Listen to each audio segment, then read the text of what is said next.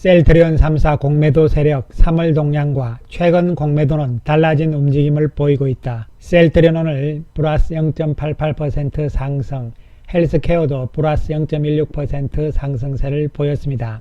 제약은 어제 이어서 오늘도 0.1%의 하락세를 보이고 말았습니다. 거래 부진 현상은 지속되는 모습이면서 조용한 움직임이 나타나고 있는데요. 시장 전체적인 움직임을 봤을 때는 2차 전지 쪽에서도 움직이면서 시장의 돌파구를 열어가는 상황이 나오거든요. 어느 쪽이든 돌파구를 좀 만들어주는 쪽이 나오게 되면요, 그 뒤를 이어서 후속적으로 또 다른 테마들이 움직일 수가 있는 것이죠. 그러한 측면으로 봤을 때는 2차 전지주들이 좀 움직인 다음에 그 다음에는 바이오주들의 움직임도 어느 정도는 가능성이 있지 않을까 생각을 해볼 수가 있겠습니다. 주천의 셀트리온 분석 시간입니다. 안녕하세요, 주천입니다. 오늘 이 시간에는 3월 공매도 움직임과 그리고 최근의 공매도 움직임에 대해서 이야기를 해보기로 하겠습니다.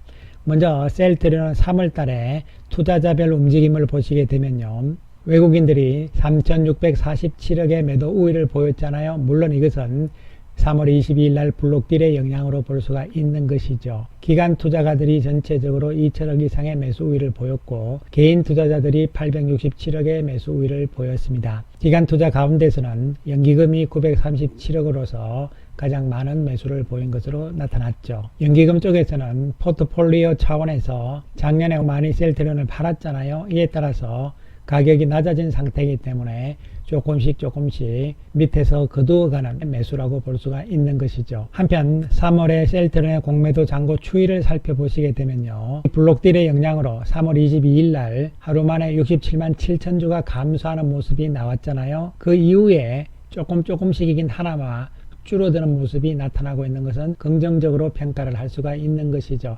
이에 따라서 3월 한 달 동안 공매도 잔고는 셀트리온은 68만 5천 주가 감소를 한 것이고요.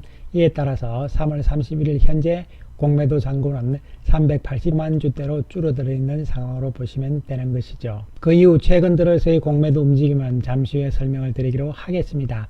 한편 헬스케어의 3월 투자자별 매매 동향을 보시면 역시 블록딜로 인해 가지고 외국인들이 2,621억의 매도 우위를 보였잖아요. 반면에 개인 투자자들이 가장 많이 샀죠. 1,439억을 샀고, 기관 투자가들이 전체적으로 789억의 매수 우위였습니다. 이 가운데 절반 이상이 연기금 쪽에서의 매수였다고 볼 수가 있는 것이죠. 그러나 연기금 매수의 특성은요, 공격적으로 사는 것보다는 주가가 빠질 때마다 밑에서 거두어 들이는 성격이라고 보시는 것이 타당할 것으로 보입니다. 한편 헬스케어의 3월 달의 공매도 잔고는요, 이것이 3월 기준선이고요, 오히려 증가세가 나타나는 모습이죠. 물론 22일 날 블록딜로 인해 가지고 42만 주가 감소를 했습니다. 블록딜 이전에 공매도 잔고가 늘어나는 모습이 나왔거든요. 따라서 3월 전체적으로는 35만 9천 주가 증가하는 모습이긴 하지만 중요한 것은 블록딜 이후에 공매도 잔고가 크게 늘어나고는 있지 않다, 이런 측면이 중요한 부분이 될 수가 있는 것이고요. 3월 31일 현재 헬스케어의 공매도 잔고는 189만 주가 되겠습니다. 그리고 셀트리온 제약 역시 3월 달에 투자자별 움직임을 보시면요, 블록딜이 없는 상황이었지만 외국인들은 305억의 매도 우위를 보였고, 개인 투자자들이 215억 매수를 했어요. 그리고 기관 투자가들 전체적으로 78억의 매수 우위고, 연기금이 27억의 매수 우위를 보인 상황이죠. 셀트리온 제약 역시 3월달 전체적으로 봤을 때는 12만 6천 주의 공매도 잔고가 증가한 모습이 나타나고 있습니다. 블록딜이 없었기 때문에요. 그러나 연초에 비해서는 계속적으로 감소 추세를 보이는 가운데서 횡보를 하는 모습으로 해석을 할 수가 있는 것이죠. 현재 제약의 공매도 잔고는 75만 3천 주대에 있습니다. 우리가 3월달 공매도의 움직임에서 느낄 수 있는 것은 블록딜이 나왔을 때 공매도 세력들은 이 블록딜을 받아가지고, 즉 매수를 해가지고요, 그것으로서 공매도를 갚아나가는 것이죠. 즉 시장에서 매수를, 즉 환매수, 쇼커브링을 해서 공매도를 청산 갚아나가는 것이 아니고요, 블록딜 받은 것을 가지고 대차를 상환하는 모습이 나타났다는 것이죠. 이에 대해서 여러 가지 측면으로도 이야기를 할 수가 있겠습니다만요, 중요한 것은 지금 셀트리온과 셀트리온 그룹의 주 공매도 세력들, 특히 셀트리온은 모건 스탠리, 골드만삭스, 메릴린치 세 군데잖아요. 이 세 군데가 0.5% 이상의 공매도를 가지고 있는 상황이죠. 세 군데 합치면은 200만 주가 넘죠. 현재 공매도 380만 주대를 감안을 하면은요, 이 세 군데에서 최소 54% 이상의 공매도 잔고를 보유하고 있다, 이렇게 보시면 되는 것이죠. 그리고 최근 공매도 움직임은 오늘 시세와 함께 말씀을 드리겠는데요. 셀트리온은 오늘 외국인들이 90억의 매수 우위를 보였잖아요. 연기금이 26억의 매수 우위죠. 공매도는 8천주로 줄어드는 모습이 나옵니다. 그러면서 오늘은 외국인들이 5만 3천 주 매수 우위잖아요. 창고를 보시면은 JP 모간, 골드만삭스, 모건 스탠리 이렇게 돼 있죠. 오늘 요 세 군데 외국계 창구를 통해서 매수한 외국인들이 순수한 의미에서의 매수 관점인지, 그렇지 않으면은 공매도를 청산하는 쇼커버링, 환매수의 개념인지는 정확하게 알 수가 없는 부분이긴 합니다. 그러나 전체적인 규모는 크지는 않지만 매수 쪽으로 들어오는 모습이 나타나고 있다는 측면이죠. 그런데 이 부분을 우리가 순수하게 보기에는 조금 부족한 것이요, 공매도를 이용한 차익 거래, 아주 단기적인 매매거든요. 공매도와 그리고 매수를 동시에 들어가는 이러한 구도를 계속 보이면서 차익 거래를 취하는 움직임들이기 때문에요, 이것은 주가의 방향성에 대해서는 큰 영향을 주지 않는다는 측면이 핵심 포인트가 되는 것이죠. 따라서 오늘의 외국의 창구에서의 움직임도 그러할 가능성이 높지 않을까, 이렇게 판단이 내려지고요. 왜 그러냐면은 순수하게 매수의 개념이라면요, 거래량이 너무 부족한 상황들이잖아요. 따라서 당분간 특별한 재료 이야기가 없는 상황에서는요, 조금 지루한 움직임이 나올 가능성이 있다고 볼 수밖에 없는 것이죠. 그리고 헬스케어의 최근 외국인들 공매도 세력들의 움직임을 보더라도 공매도 규모 전체가 줄어들어 있는 상태잖아요. 최근에는 많아야 6만 주대잖아요. 이러한 상황에서 오늘도 2만 6천 주대의 공매도다, 이렇게 볼 수 있는 것이고요.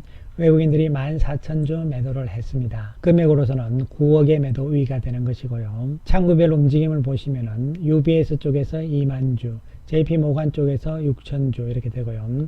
또 JP 모간 이쪽에서 15,000주 이러한 모습이잖아요. 그래서 이러한 모습들은 차익 거래 성격이라고 볼 수밖에 없는 것이죠. 차익 거래의 특징은 시세의 방향을 정하지 않는 매매이기 때문에요, 주가의 움직임과는 큰 영향이 없다는 측면을 다시 한번 말씀을 드리겠습니다. 한편 제약의 모습을 보더라도 오늘 외국인들이 2억의 매도 우위를 보였는데요, 공매도량 자체가 10,000주를 안 넘어가잖아요. 많아야 최근에 8,000주대고요. 이런 상황에서 오늘 5,700주의 공매도인데요, 제약은 상대적으로 외국인들이 공매도를 이용한 차익 거래 이런 부분을 좀 안 하는 편이라고 볼 수가 있는 것이죠. 이에 따라서 오늘 외국계 창구에서는 3,200주의 매수 우위잖아요. JP 모간하고 CS 쪽인데요. 따라서 제약 역시 아직은 소강 상태의 모습에 불과하다, 이런 측면으로 접근이 될 수밖에 없는 것이죠. 따라서 우리가 공매도 스타일을 크게 두 가지 형태로 파악을 하셔야 된다는 것이 중요한 것이죠. 첫 번째는 뭐냐면요, 큰 이벤트라든가 실적이라든가 이런 부분에 따라 가지고 대규모 내지는 장기적인 측면에서의 공매도 세력들이 있는가 하면요,